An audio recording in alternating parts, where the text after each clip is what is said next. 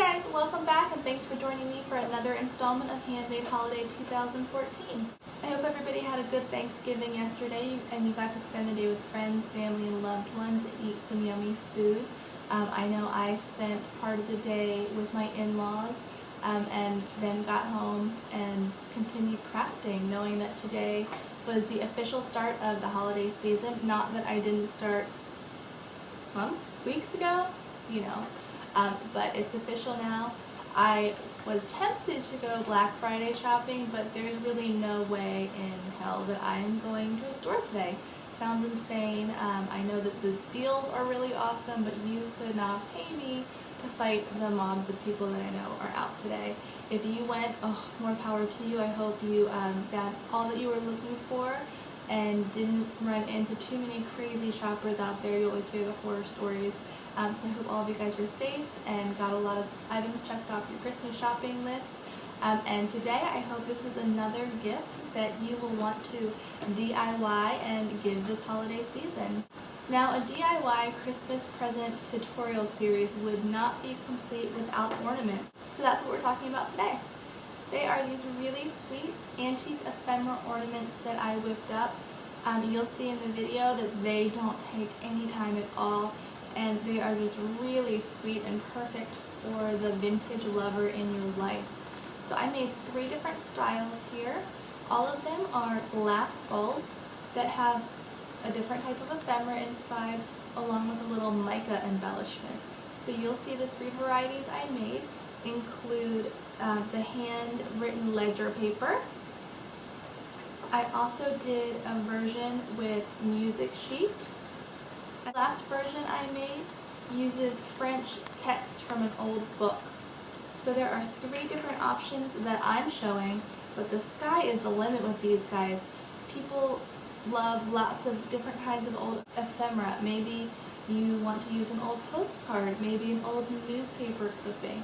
That could be really cool. I know a lot of people save newspapers from important life events like the birth of a child, maybe the day your favorite sports team won the World Series or Super Bowl, something like that. So that's a great way to repurpose those pieces of old paper into something that you'll treasure for years to come and look at every holiday season. I know that my stepmom made something similar to this for me with my wedding invitations as well as my shower invitations, and I really love them. We've only had them for 1 year now, but opening that box and seeing the invitation all rolled up in that bulb really put a smile on my face. So that's another idea, using maybe a baby shower invitation, a wedding invitation, something like that. Something that you would toss, but somebody else would really love to have. But this version is the antique ephemera because that's what I love. I love all things antique, and I especially love ephemera. So we're going to go over how you make these guys today. As far as supplies go, it really couldn't get any easier. I bought a package of 6 glass bulbs from Michael's about a month ago. The price on the back is $4.99. It came in a package that looks like this, although all the balls are out of it now. But I did get the 40% off price. The bulbs just happened to be on sale. It wasn't a coupon that I had. Michael's is just always running sales. So 40% off of $5, I paid maybe $3 for these, so it was a great deal. You got 6 bulbs, making the bulbs themselves about 50 cents each. And what I like about these glass bulbs is that, first of all, they're glass, they're not plastic, and second, there's no seam line. I was really concerned that there would be a seam running down the middle of the bulbs, but there's not. They are just smooth as can be, and really a great quality, I think, especially for the price. So you'll need some sort of glass bulbs from a craft store. Now, I got the size medium. I'm not sure about the measurements. It looks like they're maybe, I would say 2 inches in diameter, but I am now tempted to go back and get the larger ones just for some variety. And after discovering how easy these bulbs were to make, I want to definitely make some more with different effects, different inside sparkle. So I'm definitely going to be hitting up that sale again. So besides the glass bulbs, you'll also need some ephemera. And again, like I was saying, the ephemera can be anything you'd like. It could be magazine clippings. It could be a love letter that maybe your honey wrote you. It could be that invitation that I was talking about. In this case, I have the antique ephemera. So I use something like a music sheet. And then I also have the written ledger sheets that I cut up. Whatever ephemera you choose to use, you'll want to keep in mind that you are going to be cutting it into thin strips. These strips are about 1/4 of an inch thick. So you'll want to make sure if you're using an image, you don't lose the ability to identify what the image is when it's cut into that 1/4 inch thick strips. You know what I mean? So this is easily identifiable as music sheets even when it's cut up. And I will cut these along the handwriting lines so that you can see that it is handwriting. So do keep that in mind when choosing your ephemera. The other thing I wanted to point out is that if you do choose to use antique ephemera, you want to be careful about the quality of the paper that you're selecting. This music sheet paper became a little bit difficult to work with because it is so old that instead of bending to hug the curve of the glass bulb, sometimes it would start to rip a little bit. There would be a fine tear. So that was a little difficult. I did still work with it. It was still definitely possible, but it's just one thing to think about.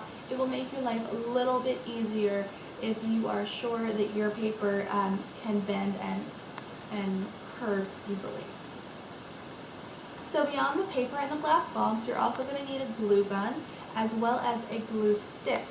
Now obviously the glue stick is for the glue gun because you will be needing that hot glue, but I also found a glue stick to be extremely helpful when trying to rearrange the strips of paper that are already in the bulb. The glue stick is small enough to fit in the top of the bulb, and it also has a great gripping texture to move that paper around. If you were to use a pen, it wouldn't catch the paper very well. I hope I'm describing that well. But the texture of the glue stick and the paper works really well together, making the strips really easy to move. And it's also just really helpful to have something of that width to poke down inside your bulb to get everything in place, get it where you want it. And you'll see what I mean when you watch the clip of me making these bulbs. It'll all become really clear. And you're going to need some sort of sparkle or glitter. Now I used mica fragments in my bulbs.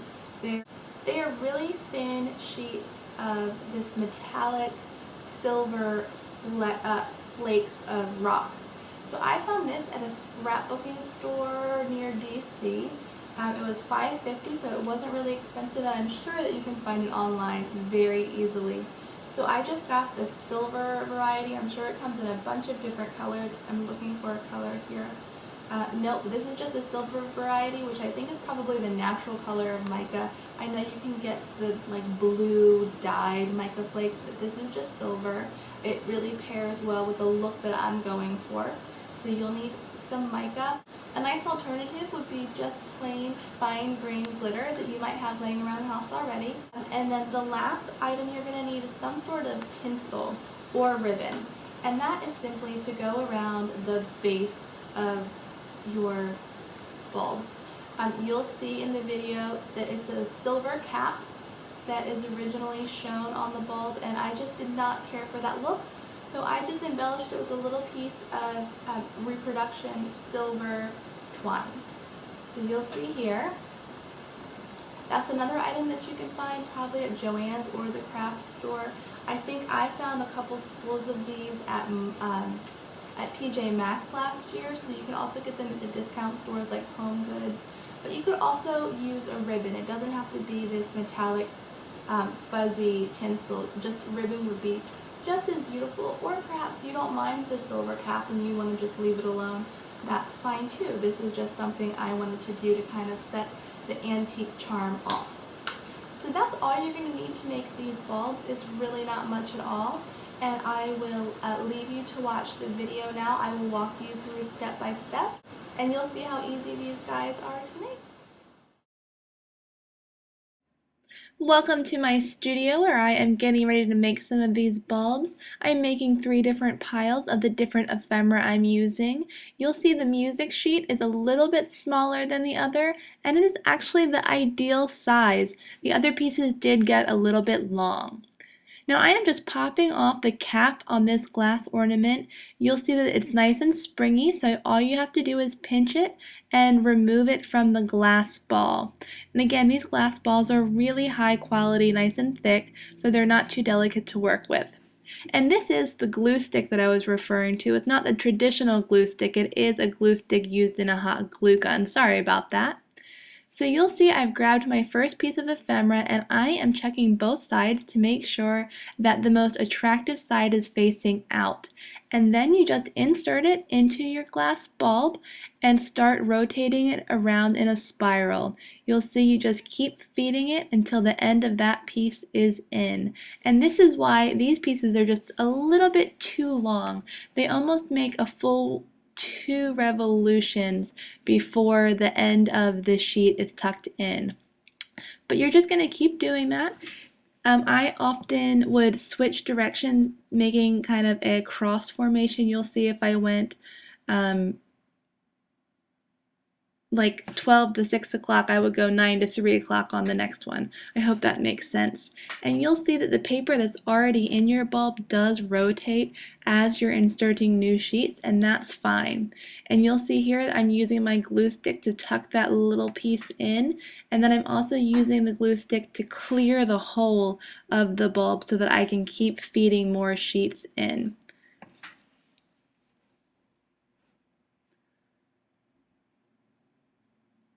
So I'm just continuing this process, trying to fill any big gaps. You'll see that as you start to put more sheets of paper into your bulb, it does get a little trickier and it can get jammed up, but just keep going. In cases where it's not moving for you, you can grab that glue stick again and just kind of help pull that piece of paper into the bulb. That glue stick really does come in very handy. Again, if my strips weren't so long, this probably wouldn't be as much of an issue, but these strips are the full length of the ledger paper, so they're about 18, maybe 12 inches. So I'm just doing one more for good measure. I want to make sure that everybody can see that beautiful handwriting. And you'll see on this piece, I actually switched the direction that the paper was going in first, because one side of the paper has kind of a torn edge and the other side was a crisp cut, and the side with the crisp cut will always move through those other pieces easier. You'll see I was really having trouble with this piece, and a lot of times you can shake your bulb to kind of get that paper to move just a little bit. It's a little bit easier than sticking that glue stick in there. So if you can make that work, great. If not, you can try feeding your other end, if it's close to the edge, in like I've just done, and then you'll just tuck it in like so.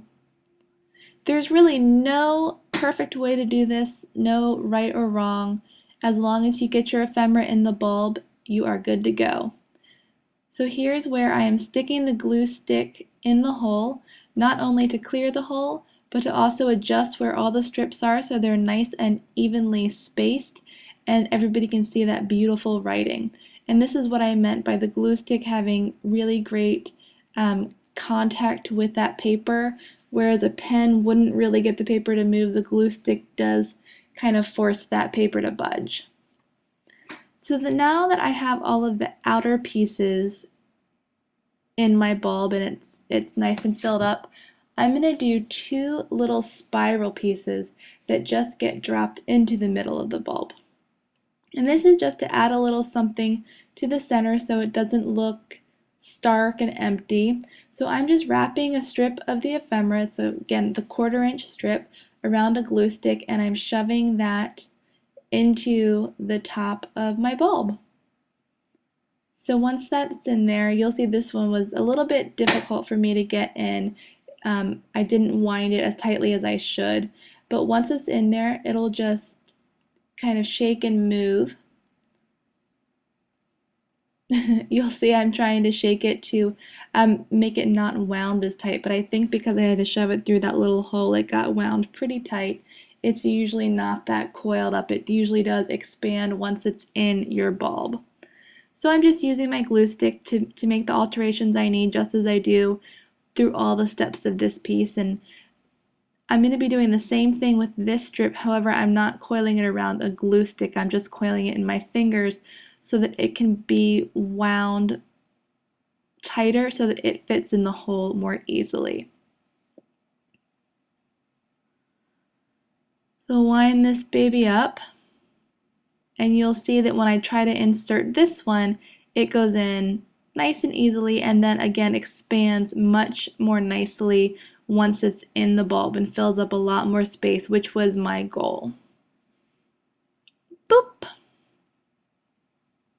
So you see them in there. Just a little something extra. They do have that nice movement whenever you shake the bulb. And because I think that looks pretty good,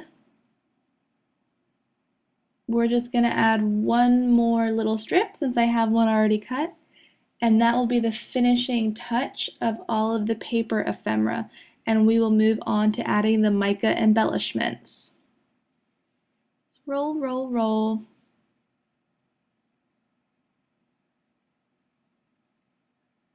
Sorry for the dark lighting in this video. I have horrible light in my studio. Pop! And nice and filled up. We are good to go.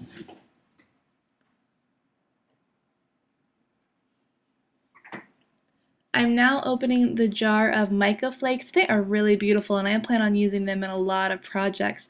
They're not too metallic, but they have a great vintage look to them. I really, really do love them. It says you can use them in decoupage also, so I'm interested in that. But for now, I'm just dropping a couple pinches of flakes into the ornament hole. You'll also want to make sure at this point that the hole is clear of paper, not only so that you can get your mica flakes in, but also so that when you go to put the lid on, the tabs, the little wire pieces, oh, there we go, a nice view. I like a lot. I like a lot in there, so it sets it off. And again, that hole is clear so that when you're sticking these wire pieces in, they're not getting caught on paper. So we are just pinching that wire and popping that lid back on. You'll see it snaps right into place. And like I said, if you like the look of the silver cap, you are welcome to leave it at that. However, I will never miss an opportunity to add some tinsel to my project, so that's what I'm going to do. I just ran some glue around the edge, which you'll see in a second, and adhered this silver reproduction vintage tinsel to the top. Really easy, and you are done.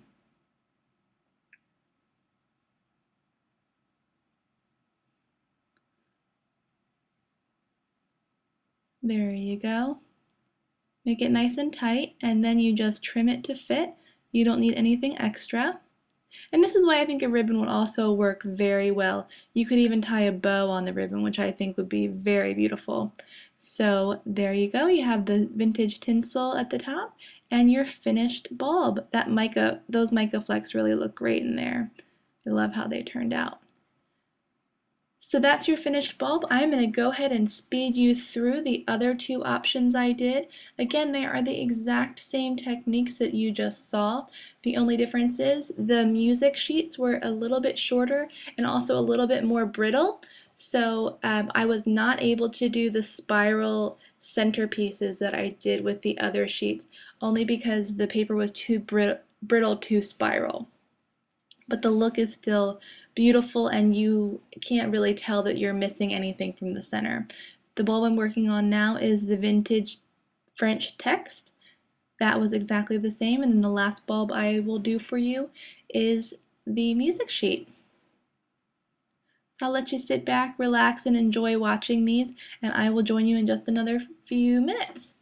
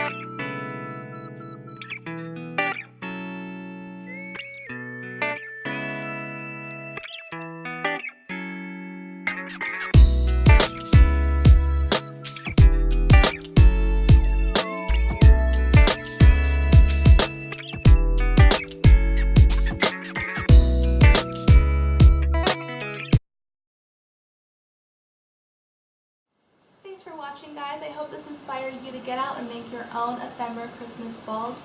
If you do, be sure to share pictures with me on Instagram or email me. You can Instagram me at LizMatthews83, and I would love to see your pictures. So I'll be back again this weekend with a bonus holiday tutorial for you. But I hope you guys have a great Friday night and a great weekend, and I will talk to you soon. Thanks. Bye.